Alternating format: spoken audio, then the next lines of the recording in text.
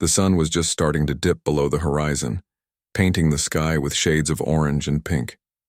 The water stretched out endlessly, smooth as glass, reflecting the colors of the fading day. Out on his small fishing boat, a man sat quietly, enjoying the peace that only the open sea could offer. He wasn't dressed in anything fancy, just an old pair of shorts and a t-shirt that had seen better days. His hands moved methodically as he cast his fishing line into the water, hoping for a good catch. This man wasn't your typical fisherman, though. If you looked closely at the cabin of his boat, you'd notice little hints of who he really was. A framed photo of him shaking hands with someone important, medals tucked away carefully in a box, and a cap with the insignia of the U.S. Navy. For decades, this man had served his country with honor, rising through the ranks until he became one of the most respected leaders in the military. But now, retired from all that, he found joy in simpler things, like spending time alone on the water, far away from the chaos of the world. Today felt different, though. As much as he tried to focus on the gentle rocking of the boat and the sound of the waves lapping against its sides, something in the air made him uneasy. Maybe it was the way the birds suddenly stopped chirping or how the wind seemed to die down without warning. Whatever it was, it put him on edge. And then, almost out of nowhere, two Coast Guard boats appeared on the horizon. At first, they were just specks in the distance, but soon enough their engines roared louder as they sped closer. To anyone else, this might have seemed normal. After all, the Coast Guard often patrols these waters to make sure everything is in order. But for this man, there was something about their approach that didn't sit right. He slowed down his own boat, cutting the engine so he wouldn't get in their way. With a polite wave, he signaled that he was willing to cooperate if they needed anything. What happened next, however, caught him completely off guard. Instead of slowing down or giving him space, the Coast Guard boats circled around him like sharks closing in on prey. One of them pulled up alongside his vessel, and before he knew it, several armed guards hopped aboard. "Step away from the controls," one of them ordered sharply, his voice cutting through the calm like a knife. For a moment, the man froze, unsure of what to do. His mind raced with questions. Why were they treating him like a suspect? Had he done something wrong? Slowly, he raised his hands to show he wasn't a threat and stepped back. The guards wasted no time. They began searching every inch of his boat, tossing aside fishing gear and opening compartments as if they expected to find something dangerous hidden inside. All the while, the man stood silently, watching them with a mix of confusion and disbelief. This was his boat, his little piece of freedom. How could they think he was involved in anything illegal? And yet here they were, treating him like a criminal. As the search went on, the tension grew thicker. The guards exchanged quick, hushed words with each other, glancing over at the man occasionally. Their body language said it all. They weren't convinced he was innocent. It was surreal, almost like being in some kind of movie where nothing made sense. Except this wasn't fiction. This was real life, and the man couldn't shake the feeling that things were about to get worse. Little did he know, this encounter would spiral into something far bigger than either side could have imagined. The man stood there, hands still raised slightly, his heart pounding in his chest. He tried to stay calm, but it wasn't easy.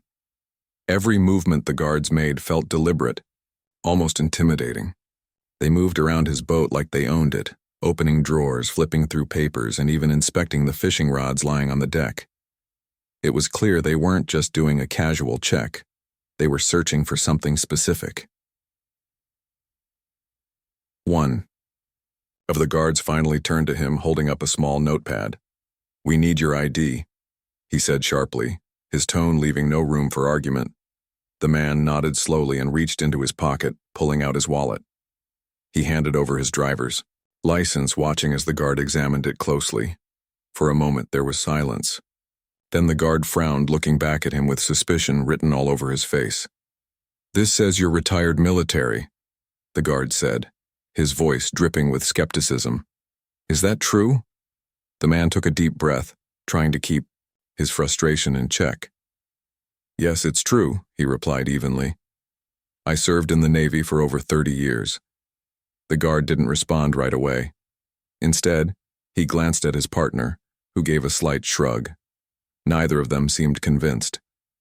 To them, this was just another guy claiming to be someone important. People lied all the time, it was part of the job. But the man could see the doubt in their eyes, and it stung more than he cared to admit. Before he could say anything else, one of the guards spotted something inside the cabin. He pointed toward it, and another guard quickly went to investigate. A few seconds later, the second guard emerged holding a framed photograph. It was an old picture taken years ago during a ceremony at the White House. In it, the man stood proudly in full Navy dress uniform, shaking hands with the President of the United States. For a brief moment, the guards hesitated. You could almost see the gears turning in their heads as they processed what they were looking at. But instead of easing up, they doubled down. One of them muttered something under his breath about how anyone could have a picture like that. Another guard suggested maybe it was stolen or fake. The man listened to all of this, his jaw tightening with each passing second. "Listen," he said firmly, trying to regain control of the situation. "You can verify who I am. Just call the Navy. They'll confirm everything." But his words fell on deaf ears. The guards exchanged glances again. Then one of them stepped forward. "Sir, we're going to have to ask you to come with us," he announced, pulling out a pair of handcuffs. The man's stomach dropped. "What? Why?" he asked, his voice rising despite his best efforts to stay composed. "We've received credible information about suspicious activity in this area," the guard explained curtly. "And based on what we've seen so far, we can't rule you out." The man stared at them, incredulous. Suspicious activity? What did that even mean, and why would they think he was involved? Before he could protest further, the cold metal of the handcuffs clicked around his wrists. He felt a surge of anger mixed with helplessness as they led him off his boat and onto one of their patrol vessels. As they sped away, leaving his little fishing boat bobbing alone in the water, the man couldn't help but feel like he was living in some kind of nightmare. This wasn't supposed to happen, not to someone like him. He had dedicated his entire life to serving his country, following orders, and doing the right thing. Yet here he was, treated like a common criminal, with no explanation and no chance to defend himself. The ride back to shore was tense and uncomfortable. The guards barely spoke except to bark commands or make radio calls. The man sat quietly, staring out at the water, replaying the events in his head. How had things escalated so quickly? Was this really happening? When they finally arrived at the Coast Guard station, the scene was chaotic. Other officers milled about, some casting curious glances in his direction. Word spread fast among the staff. Someone important had been brought in, though no one seemed entirely sure who he was or why he was there. The man remained silent, refusing to engage with anyone until he got answers. Hours ticked by, and the initial shock began to wear off, replaced by a simmering frustration. He knew the system well enough to understand that mistakes happened, but this felt personal. It wasn't just about being detained, it was about how easily assumptions had been made, how quickly judgment had been passed without evidence. Finally, after what felt like an eternity, a senior officer approached him. There was a noticeable shift in tone now, less hostility, more caution. "Sir," the officer began hesitantly, "we may have made a mistake here." The man looked up, meeting the officer's gaze. His expression was unreadable, a mix of exhaustion and restrained emotion. "A mistake?" he repeated flatly. "That's one way to put it." The officer shifted uncomfortably, clearly aware of the gravity of the situation. "We're working to resolve this as quickly as possible. In the meantime, is there anyone you'd like us to contact?" The man thought for a moment before nodding. There were people who needed to know what had happened, not because he wanted sympathy, but because this wasn't just about him anymore. It was bigger than that, and deep down he knew this moment would spark conversations that couldn't be ignored. The senior officer stood there, fidgeting slightly as he waited for a response. The man took a deep breath, weighing his options. He knew exactly who to call. People high up in the chain of command, individuals who wouldn't just let this slide. But he also knew that making that call would turn this into something far bigger than a simple misunderstanding. Still, he nodded slowly and gave the officer a name. "Call Admiral Reynolds," he said, his voice steady but tinged with quiet authority. "He'll confirm everything." The officer hesitated for a split second before nodding sharply and stepping away. As soon as the words left the man's mouth, the atmosphere in the room shifted. Other officers exchanged nervous glances, whispering among themselves. The mention of Admiral Reynolds' name carried weight. It wasn't just any name, it was the name of someone who commanded respect across the military. Whoever this detained man was, it was becoming clear that he wasn't your average civilian. While the officer made the call, the man sat alone in the holding area, his mind racing. He replayed the events over and over again, trying to piece together how things had spiraled so out of control. It wasn't just about being handcuffed or questioned, it was the way they had treated him from the start. The assumption that he was guilty, the dismissive attitude when he tried to explain himself, the outright disbelief when evidence of his identity was right in front of them. None of it sat well with him. And then there was the photo, the one that should have ended the whole thing immediately. Instead of accepting it as proof, they doubted its authenticity. Did they really think someone would carry around a fake picture of themselves with the president? Or worse, did they assume that because he was black he couldn't possibly be who he claimed to be? That thought gnawed at him more than anything else. He had faced prejudice before, of course. No matter how high he climbed in his career, there were always people who underestimated him or questioned his abilities simply because of the color of his skin. But this felt different. This wasn't just bias in the workplace or subtle disrespect. It was systemic. It was institutional. And it hurt more than he cared to admit. Back in the other room, the phone conversation between the Coast Guard officer and Admiral Reynolds didn't last long. By the time the officer returned, his demeanor had changed completely. Gone was the casual indifference. Now he looked almost apologetic, though still uneasy. "Sir," the officer began, clearing his throat nervously, "we're very sorry for the misunderstanding. We're working on releasing you immediately." The man raised an eyebrow, unimpressed by the sudden shift in tone. "Misunderstanding?" he echoed, letting the word hang in the air. "Is that what you're calling it?" The officer winced, visibly, but pressed on. "There appears to have been an error in judgment. We're reviewing our procedures to ensure this doesn't happen again." It sounded like rehearsed corporate speak, and both men knew it. The man didn't respond right away. Instead, he leaned back in his chair, studying the officer carefully. There was a part of him that wanted to lash out, to demand answers and accountability. But another part of him, the part that had spent decades navigating delicate situations, knew that blowing up now wouldn't solve anything. So he stayed silent, letting the weight of the moment settle over them both.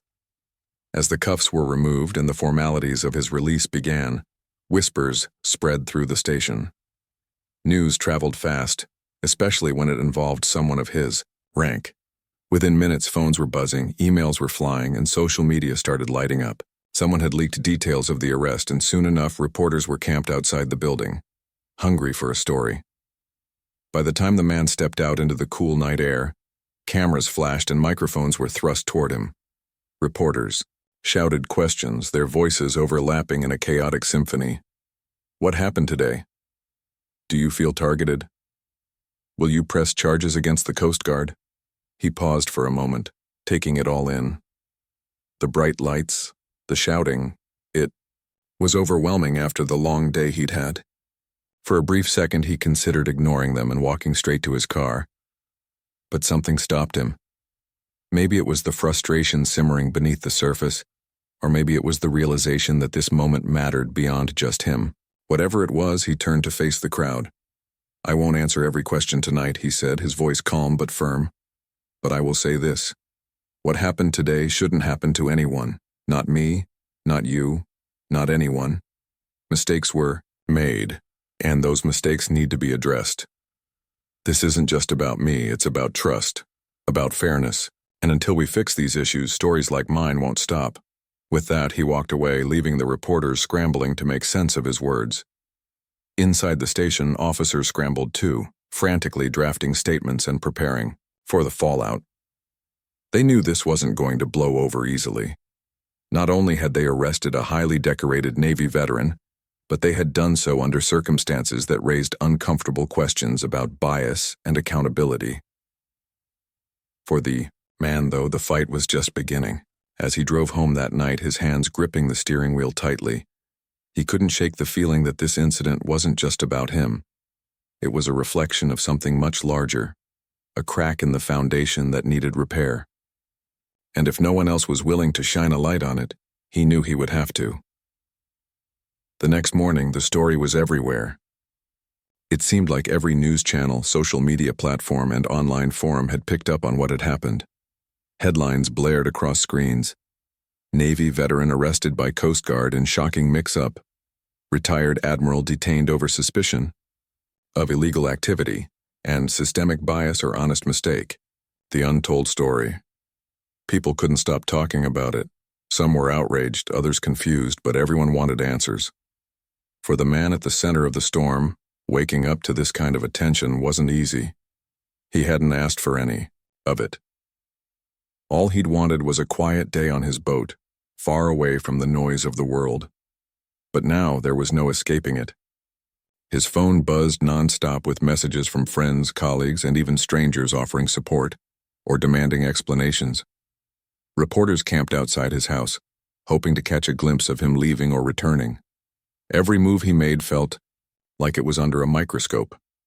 Instead of retreating into silence, though, he decided to face the situation head-on. That afternoon, he agreed to sit down for an exclusive interview with one of the major networks. Dressed simply in a dark suit and tie, he walked into the studio looking calm but determined. As he settled into the chair opposite the anchor, cameras rolling and lights glaring, you could feel the tension in the room. Everyone knew this wasn't just another news segment. It was history unfolding live. The anchor started gently, giving him space to tell his side of the story. "Thank you for joining us today," she began. "Can you walk us through what happened?" He nodded, taking a deep breath before speaking. "Sure," he said, his voice steady but laced with emotion. "I was out on my boat fishing when 2 Coast Guard vessels approached me. At first, I thought it was routine, a check for permits or something similar. But within minutes, armed guards boarded my boat, searched it thoroughly, and ultimately arrested me." His words hung in the air as the audience absorbed the gravity of the situation. The anchor pressed further. "Did they give you a reason for the arrest?" "They mentioned suspicious activity in the area," he replied, shaking his head slightly. "But nothing specific. When I tried to explain who I was, they didn't believe me. Even after finding proof, like a photo of me with the president, they still treated me like a suspect." The camera zoomed in on his face, capturing the frustration etched into his features. You could see how deeply this had affected him, not just because of the arrest itself, but because of what it represented. This wasn't just about one bad day. It was about years of systemic issues boiling over. As the interview continued, the conversation shifted toward broader topics. The anchor asked him about racial profiling, implicit bias, and whether he believed the Coast Guard's actions were influenced by prejudice. He didn't shy away from the question. "I can't say for sure what motivated their behavior," he admitted. "But I do know this. If I looked different, if I were white instead of black, I doubt things would have played out the same way. And that's not okay. It's not okay that someone has to prove their worth based on the color of their skin. We need to address these underlying problems if we want real change." His honesty struck a chord with viewers. Social media exploded during the interview, with hashtags like #NightShear Respect Our Heroes and #NightShear Accountability Now trending worldwide. People shared their own stories of discrimination, highlighting how pervasive the issue truly was. For many, this wasn't just about one man. It was about all the times they'd been judged unfairly, dismissed, or treated with suspicion simply because of who they were. Meanwhile, behind the scenes, pressure mounted on the Coast Guard. Calls poured in from lawmakers, military officials, and months had passed since the arrest, and while the initial storm of headlines and hashtags had faded, The ripple effects of that day continued to spread. The man found himself in a strange new rhythm, balancing his quiet life with the demands of being a public figure. Some days he felt like he was living two separate lives. One moment he'd be tinkering with his boat or enjoying a quiet cup of coffee at home. The next, he'd be sitting in a meeting room filled with lawyers, activists, and lawmakers hashing out policy changes. It wasn't always easy. There were mornings when he woke up feeling exhausted, not physically, but emotionally drained from carrying the weight of so many expectations. People looked to him for answers, for solutions, for hope. And while he was determined to keep pushing forward, there were times when doubt crept in. Was he doing enough? Could one person really make a difference? Still, he pressed on, driven by the stories people shared with him. At every event in every city, someone would approach him to thank him or tell him how his experience resonated with their own. A young man once told him about being pulled over repeatedly while driving through affluent neighborhoods, simply because he didn't belong. An elderly woman recounted how her grandson had been detained at an airport despite having proper documentation, all because of the color of his skin. Each story added fuel to the fire inside him, reminding him why this fight mattered. One evening, after a long day of meetings, he sat down to watch a documentary that had been making waves online. Titled Unseen Bias, it explored racial profiling in various institutions, including law enforcement, education, and healthcare. As he watched, he recognized familiar themes: the assumptions, the dismissals, the systemic barriers that trapped individuals in cycles of mistrust and injustice. What struck him most, though, was the final segment, which featured interviews with ordinary citizens sharing their thoughts on accountability and reform. "I don't expect perfection," one man said during the interview, "but I do expect effort. Show me you're trying to understand my reality." Those words stuck with him. They summed up everything he'd been fighting for: a commitment to understanding, to listening, to doing better. He realized then that real progress wasn't about grand gestures or sweeping declarations. It was about small, consistent actions. It was about showing up, even when it was hard.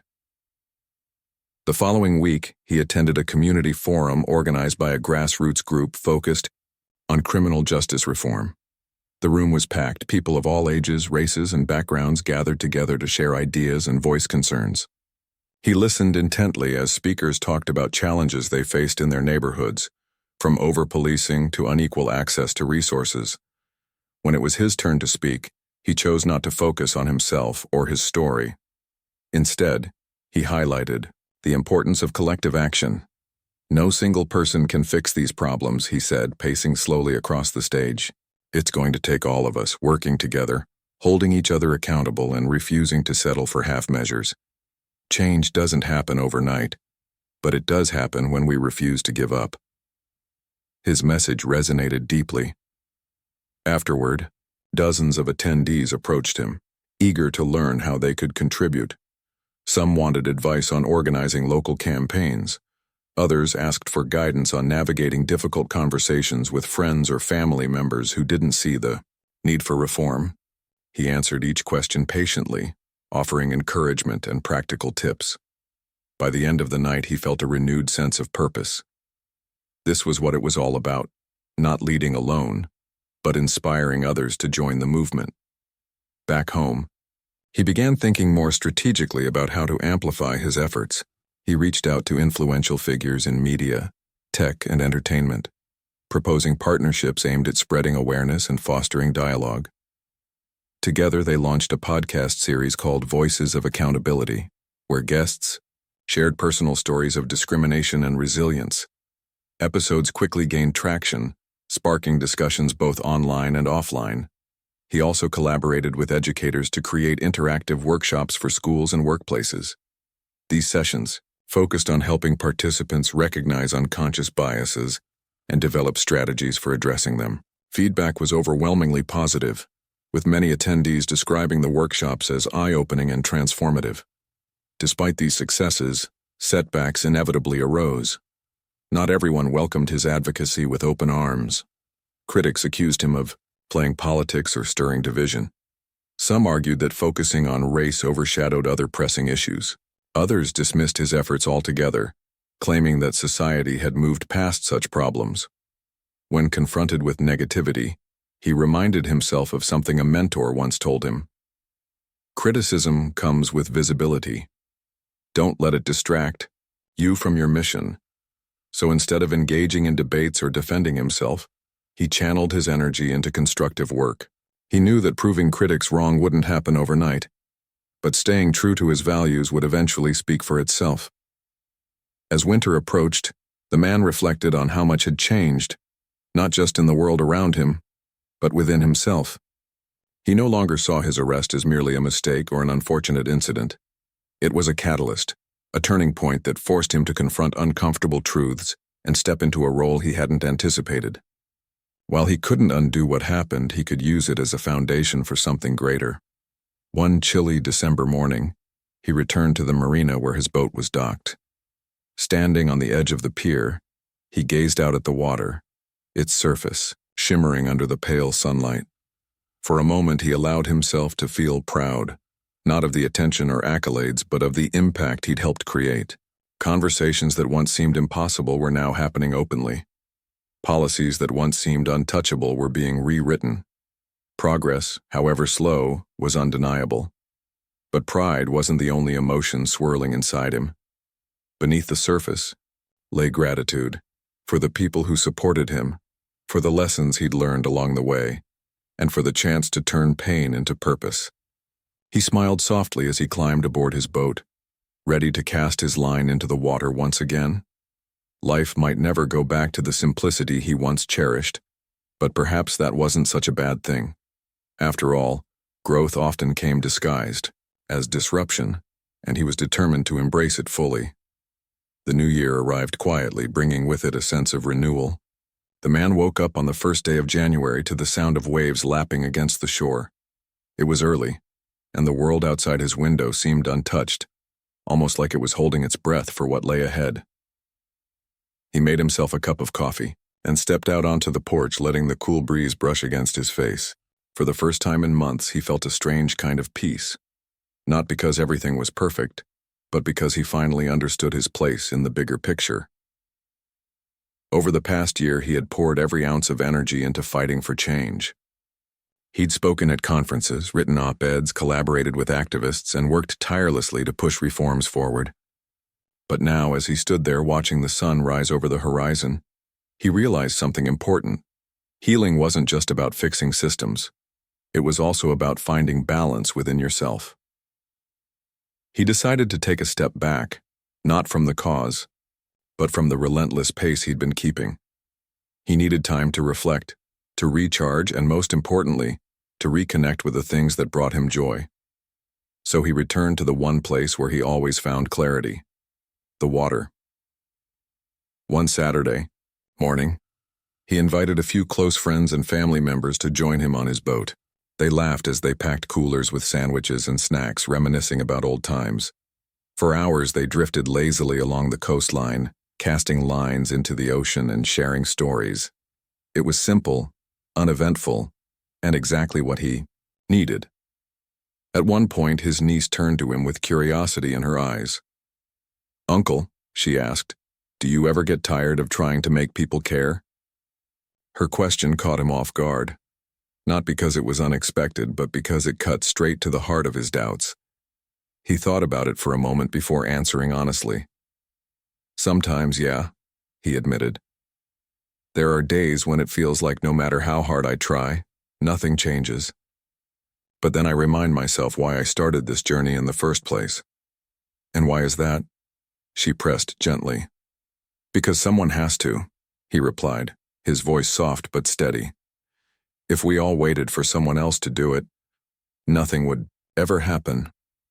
I'm not saying I have all the answers or even that I'll see the results in my lifetime, but if my efforts help even one person feel seen or heard, then it's worth it."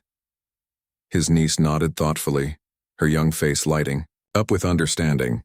In that moment, he felt a surge of hope, not just for her generation but for the future itself.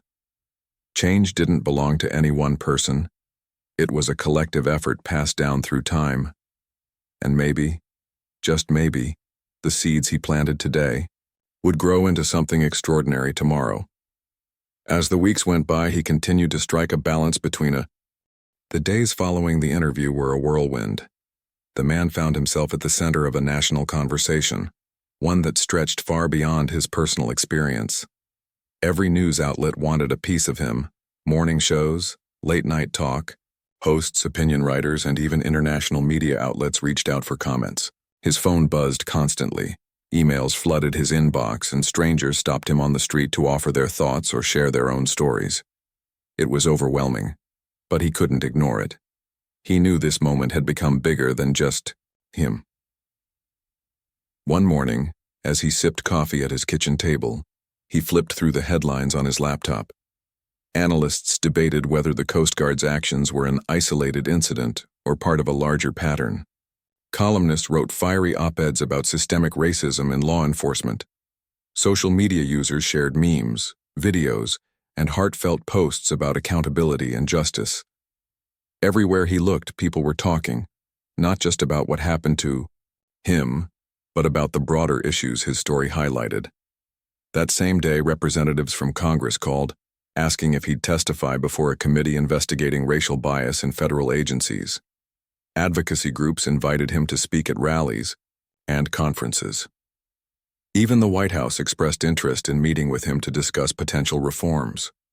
The requests kept coming, each one adding another layer of responsibility to his already heavy burden. But amidst all the noise, the man stayed grounded. He spent hours reflecting on what he wanted to say, and more importantly, how he wanted to say it. This wasn't just about airing grievances, it was about sparking meaningful change. He didn't want sympathy or pity, he wanted action. And so, when he finally agreed to meet with lawmakers and senior military officials, he came prepared. At the Capitol building, the atmosphere was tense yet hopeful. Lawmakers sat around a large conference table, notebooks open and pens poised. Cameras lined the walls, capturing every word. When the man entered the room, there was a brief hush. Everyone stood up, some offering handshakes, others simply nodding in respect. For a moment, the weight of the situation hung thick in the air. "Thank you for being here," one senator began, breaking the silence. "Your story has opened eyes across the country. We need to learn from this."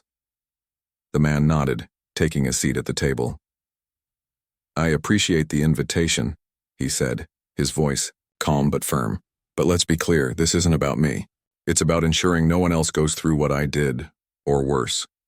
He went on to recount the events of that day, not sparing any details. He described the confusion, the frustration, the disbelief he felt as he tried to explain who he was, only to be ignored. He talked about the assumptions made based on his appearance and the dismissive attitudes that followed. But most importantly, he connected his experience to the larger issue of systemic bias within institutions like the Coast Guard. "It's not enough to apologize," he said, leaning forward slightly. "Apologies don't fix broken systems. What we need are concrete steps, better training, clearer protocols, and real accountability. People shouldn't have to prove their innocence because of stereotypes or preconceived notions." His words resonated deeply. Around the table, heads nodded in agreement. Some lawmakers scribbled notes furiously, while others whispered among themselves. A few looked visibly uncomfortable, perhaps realizing how much work lay ahead. But none of them doubted the urgency of the matter. After the meeting, the momentum continued. Military leaders announced plans to review policies governing interactions between personnel and civilians.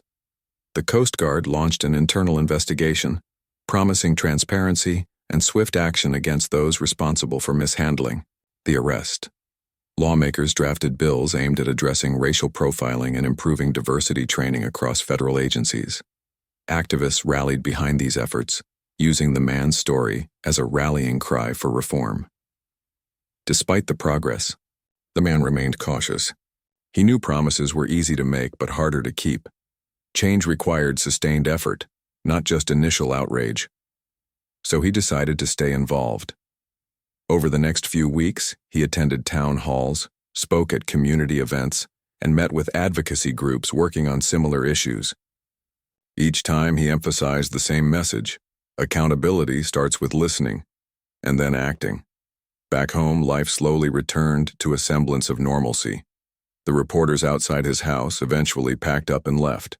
The flood of messages slowed to a trickle. But the man couldn't shake the feeling that this was only the beginning. While the immediate attention might fade, the work was far from over. Every conversation he had, every speech he gave reminded him of the countless others who hadn't been given a platform to share their stories. One evening, as he sat on his porch watching the sunset, he thought about everything that had happened. The arrest, the media frenzy, the meetings with powerful figures, it all felt surreal. Yet through it all, he remained focused on the bigger picture. This wasn't just about vindication or making headlines. It was about creating a world where no one had to endure what he did, a world where trust between citizens and those tasked with protecting them could be rebuilt. As darkness fell, he leaned back in his chair, letting the cool night air wash over him. The road ahead would be long and challenging, but he was ready. After all, he'd spent decades serving his country. Why stop now? The weeks rolled by, and while the whirlwind of attention began to die down, the man found himself more determined than ever to keep pushing for change. He knew that staying quiet wasn't an option. Not now, not after everything he'd been through. Every morning he woke up with a renewed sense of purpose. This wasn't just about him anymore. It was about all the people who didn't have a voice, who faced similar situations, but never got the chance to tell their side of the story. One day, he received an invitation that caught him off guard. A request to speak at a national conference focused on law enforcement reform. The event would bring together police officers, military personnel, lawmakers, activists, and everyday citizens from across the country. It was a big stage, one where his words could reach thousands of people directly and millions more through media coverage. At first he hesitated. Public speaking had never been his favorite thing, especially when emotions ran high.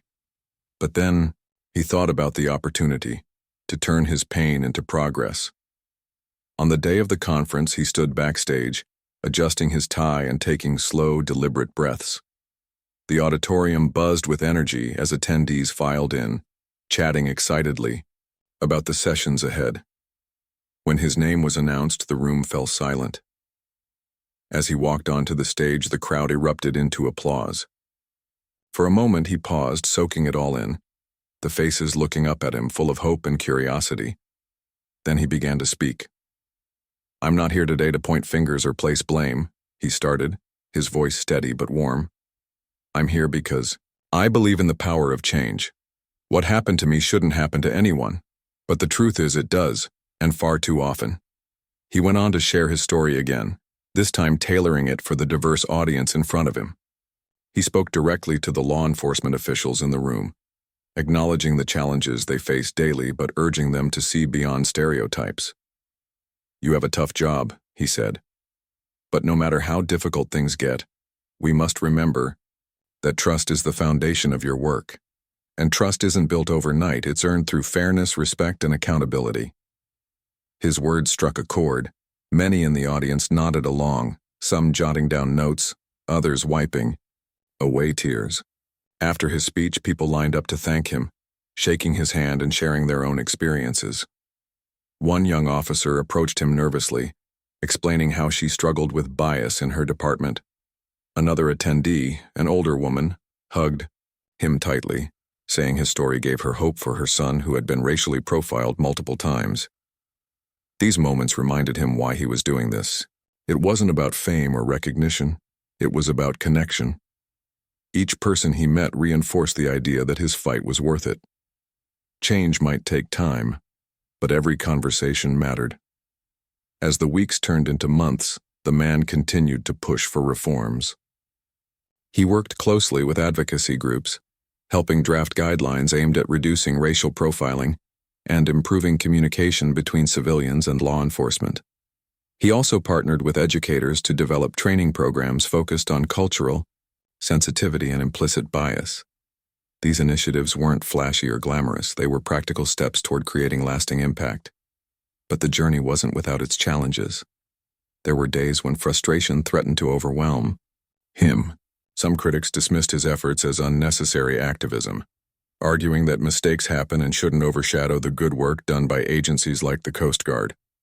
Others accused him of exaggerating the role of race in his arrest, claiming it was simply a misunderstanding blown out of proportion. Reading those comments stung, but he refused to let negativity derail him. Instead, he leaned on the support system around him: friend,